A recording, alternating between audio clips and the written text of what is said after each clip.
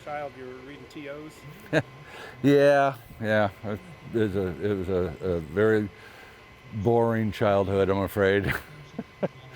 I was my father was Air Force pilot. He was a experimental test pilot with Edwards, and later in SAC, and fighter pilot. And my stepfather was Army tech inspector for helicopters. And I've been around aircraft all my life, and just if there was any kind of publication that had anything to do with maintenance or operators manuals, I devoured it. I read it. You know. And their service and diving into the choppers that led you along a path. Yeah, I was actually supposed to go into the Air Force in June of '69 or July of '69, and I ended up getting basically hired for a civil service job to work on Hueys at the Oregon Army Guard because I had a pretty extensive knowledge of it. And I don't know, weigh out the money, and well, this will work. And it gave me a unique opportunity to go to a lot of different places and do a lot of different things with a lot of different versions of the Huey that I wouldn't have gotten if I had gone into the Air Force. I would have made a career out of either one, but it worked out good for me. You've been here before, but what's it like to come back, see this diorama, and maybe some new stuff? Oh, the first time I came here, it was awesome, and it just keeps getting better and better and better. The talent, the authenticity, it's unreal. It's the only place. What's one of your favorite versions, or what's really special about this chopper for you personally? Well, the F model was that's this model here. The F model was a really an important step in the evolution of the Huey. The Bs and early D models were out in the Army in the production run when these came out, and the Air Force needed a Huey that had the hot and high performance to support the missile program. So, and this was in probably late '63, late '64, but General Electric and Bell Helicopter, two of their chief engineers, J.J. Johnson and O.K. McCall, got together and figured out how to stuff a 1,400 horsepower General Electric engine basically backwards into this airframe so that it could support the Air Force mission. The Air Force mission at that time, the Air Force wanted the Hueys, but the Army had the production run pretty well sewed up. So most of these airframes were diverted off the civilian production line, the 204B line, and modified to fit the Air Force needs.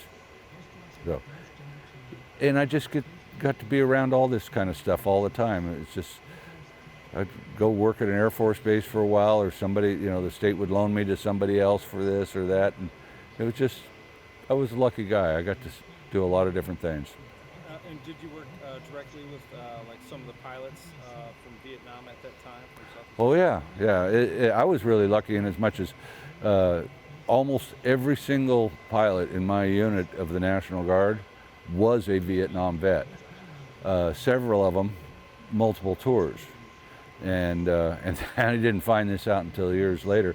Even one of them was a Medal of Honor winner, and he just never told anybody. What's the deal with that? Well, the really sad thing is that when it was happening, the Vietnam War was a very unpopular war, and as such, a lot of great Americans, a lot of our people were just ignored when they came home, and we owe them, first of all, and we owe it to ourselves to remember all of this so that we don't make those same mistakes again, and we need to take care of all of our veterans. So hopefully it will raise the awareness. Yeah, and you encourage people to come and see this museum? Absolutely, absolutely. If you ever come in anywhere near Ohio, you need to come here. I want to thank everybody that's involved with this museum for presenting our history. It's it's mind-boggling. All the little details that go into these exhibits, it's just awesome. Yeah, the purpose of you being up in Indiana and Ohio this weekend was to do what? Well, it was an annual reunion for a bunch of Vietnam vets that were involved with the UH-1F Huey helicopter, and they get together to raise awareness and keep the history alive of the Huey, so that the public doesn't forget what happened. It's a great group of guys, and that's kind of what John's trying to do with the American Huey. He's trying to build a museum that honors the men, women, and the helicopter that fought in Southeast Asia. But our dust-off bird on the way in, again with the onboard medic, 98% of the wounded that were picked up by these dust-off and medevac aircraft, 98% of the wounded survived the war.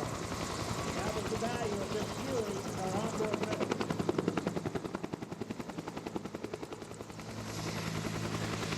Our aircraft commander today in our dust-off bird is Craig Clark. I had you here earlier today, got to meet Craig. John Clark is the dust-off pilot with the 45th Medical Company. Make sure that our wounded are secure. The FAA requires us to make sure that our crew are all proper equipped. And with the gunship providing cover overhead, we've got our down pilot on the way to the hospital.